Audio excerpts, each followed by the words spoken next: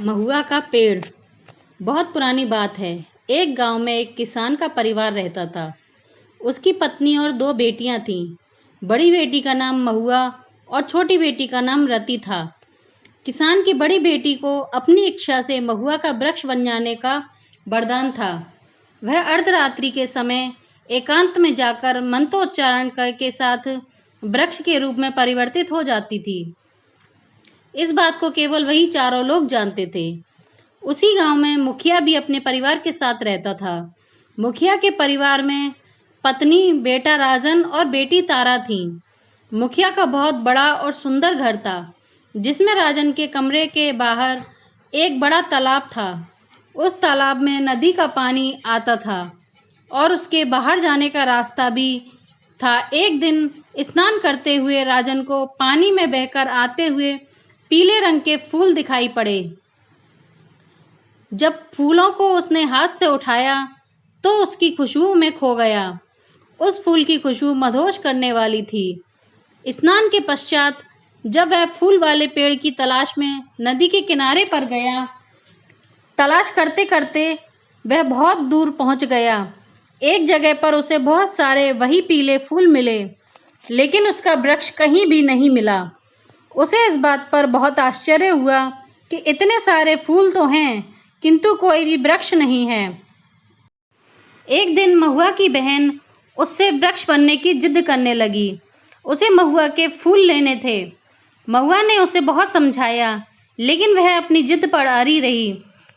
महुआ ने उससे कहा कि हम रात को जंगल में जाएंगे और मैं वहीं वृक्ष बनूंगी, क्योंकि उसके फूलों की गंध इतनी तेज थी कि बहुत ही कम समय में चारों ओर फैल जाती थी। लेकिन तुम इस बात का ध्यान रखना कि फूल लेते समय मेरी कोई भी शाखा टूटने ना पाए, वृक्ष को किसी भी प्रकार की कोई हानि ना पहुंचे। यदि ऐसा हुआ तो मैं अपंग हो सकती हूँ। इस बात पर वह लड़की सहमत हो गई। आधी रात्रि के समय सबके सोने के पश्चात दोनों बहनें घर से निकली और जंगल की ओर चल दीं। उसी समय राजन भी कहीं से लौटता हुआ उधर से ही आ रहा था। उसने जब इन दोनों को जंगल में जाते हुए देखा तो वह उन दोनों का छिपकर पीछा करने लगा। जंगल के बीच में पहुंचकर नदी के किनारे पर दोनों बहनें रुक गईं और महुआ ने मंत्रोच्चारण शुरू कर दिया और फिर वह महुआ का वृक्ष के रूप में आ गई। पेड़ की हर डाली हल्के पीले रंग के फूलों से लदी हुई थी। उसने स्वयं को हिलाकर बहुत से फूल नीचे गिरा दिए, जिन्हें उठाकर उसकी बहन ने अपने आंचल में भर लिया और सारा वातावरण उन फूलों की गंध से महक रहा था। राजन छुप कर यह सारा नज़ारा देख रहा था। आज उसे नदी में बहकर आने वाले फूलों का रहस्य ज्ञात हो गया था। कुछ समय बाद महुआ फिर से वापस अपने लड़की वाले रूप में आ गई और दोनों बहनें खिलखिलाती हुई घर की ओर चलीं। राजन भी उनके घर तक उनके पीछे पीछे चला गया और फिर वहां से अपने घर गया। वह महुआ के रूप पर मोहित हो गया।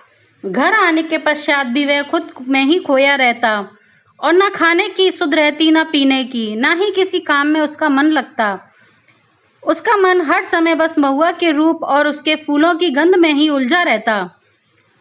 उसकी ऐसी हालत देखकर उसके माता पिता को भी बड़ी चिंता होने लगी। एक दिन उन्होंने उसे अपने साथ बिठाकर पूछताछ की और बहुत समझाया। तब राजन ने उन्हें सारी बात बताई, केवल महुआ के वृक्ष बनने वाली बात को छोड़कर। अपने बेटे के प्रेम के बारे में जानकर उसके माता पिता शहर से महुआ के घर पर रिश्ता लेकर जाने को तैयार हो गए। जब उन्होंने उसके घर पर जाकर अपने आने का कारण बताया तो महुआ के माता पिता की खुशी का ठिकाना ना रहा। उन्होंने शहर से इस रिश्ते को स्वीकार कर लिया। दोनों परिवार की सहमति के साथ विवाह की तैयारियां जोर शोर से शुरू हो गईं और कुछ दिन बाद ही महुआ दुल्हन बनकर राजन के घर आ गई, जहां बड़ी खुशियों और तैयारियों के साथ उसका स्वागत किया गया। राजन महुआ को पाकर बहुत खुश था। उसकी खुशी उसमें संभाली नहीं जा रही थी। उसने महुआ को उस रात पीछा करने और सब कुछ देखने वाली बात को बता दिया, लेकिन अब वह अक्सर उससे वृक्ष बनने की जिद करने लगा था। महुआ बहुत समय तक राजन को टालती रही, लेकिन एक दिन जिद पकड़कर ही बैठ गया। तब हार मानकर महुआ ने उसे तालाब के पास चलने के लिए कहा।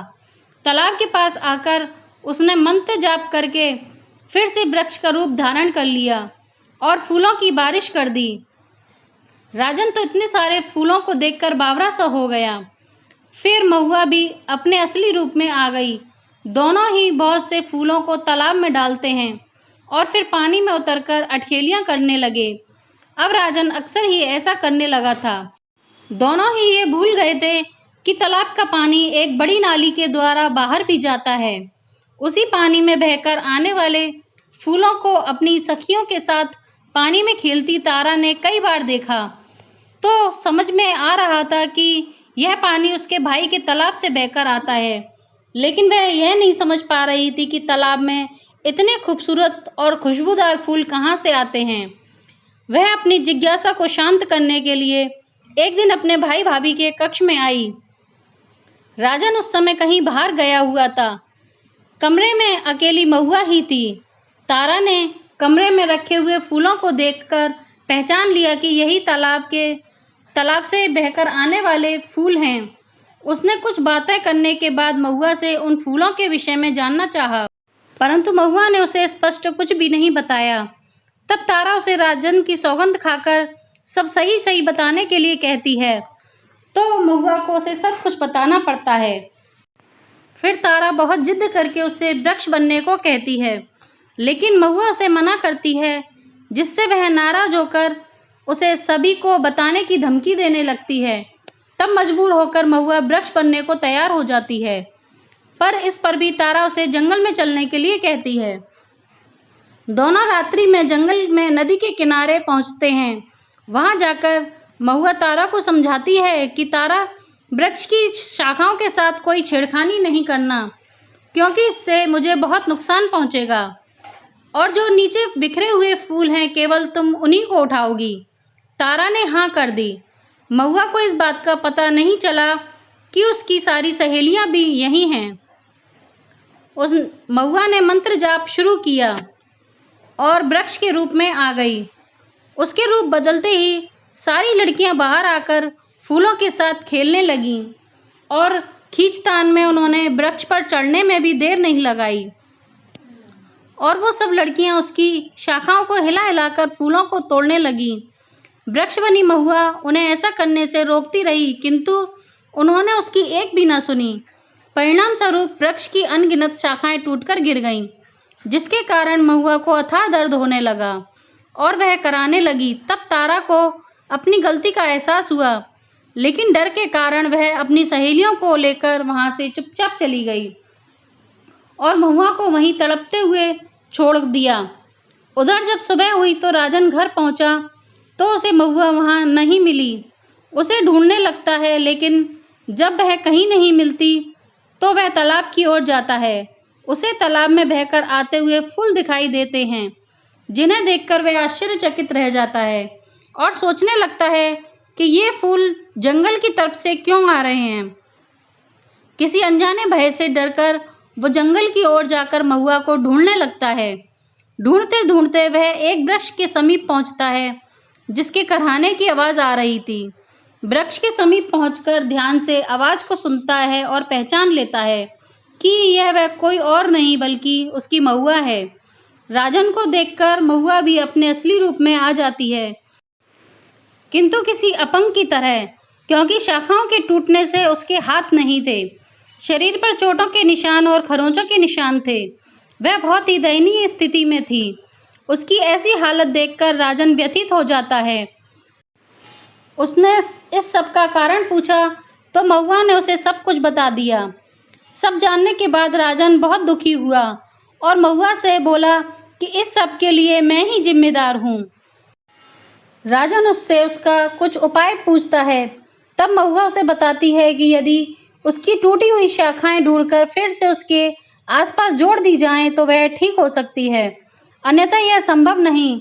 राजन जल्दी से शाखाओं को ढूंढने लगता है, किंतु उसे एक भी शाखा नहीं मिलती, क्योंकि उस समय जंगल में कटाई का कार्य चल रहा था, जिसके कारण लकड़ियां काटने वाले लोग और लकड़ियों के साथ महुआ के पेड़ की शाखाएं भी ले गए थे। राजन की आखिरी उम्मीद भी चली गई। वह वापस से महुआ के पास आया और विलाप करने लगा और पछताने लगा कि ना वह महुआ से जिद करता और ना किसी को उसके वृक्ष बनने की बात पता चलती और ना उसकी ऐसी स्थिति होती। अब वह महुआ को उठाकर एक बैलगाड़ी में लिटाता है और मन ही मन निश्चय करता है कि वह अपना शेष जीवन महुआ की देखभाल करने में लगा देगा और यही उसका महुआ के प्रति प्रेम और पश्चाताप होगा।